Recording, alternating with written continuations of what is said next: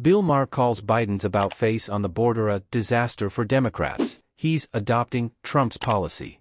The HBO host calls out New York Dems for being sanctuary city hypocrites. Real-time, host Bill Maher roasted President Biden's drastic policy reversal at the border as a disaster for Democrats.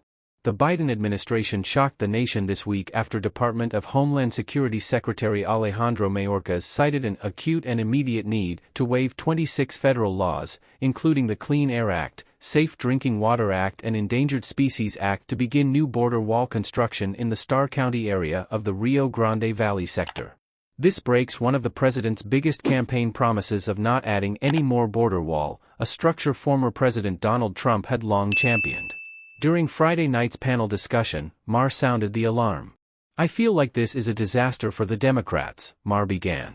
Trump today said he wants Biden to apologize because it looks like Biden was adopting his policy. "This does not look good for the Democrats." He continued, "Also they look like sanctuary city hypocrites. They were the ones who said, 'Look, we're the compassionate people. Everybody should get a shot here.' And then when they started sending, the quotes from Eric Adams, 'This is the mayor of liberal New York, this issue will destroy our city.' The governor, Kathy Hochul, 'If you're going to leave your country, go somewhere else.' 'Keep walking' is from the governor of New York?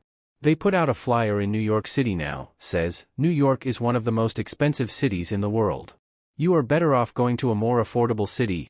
I understand there's a little 'I told you so' on the border.'"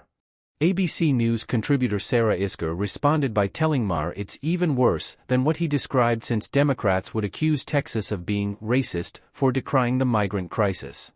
She also pointed out that there were 2 million border crossings in 2022 and that New York City received just a fraction of that. Estimates are about 110,000 migrants. "They need to apologize to Texas," Isker said.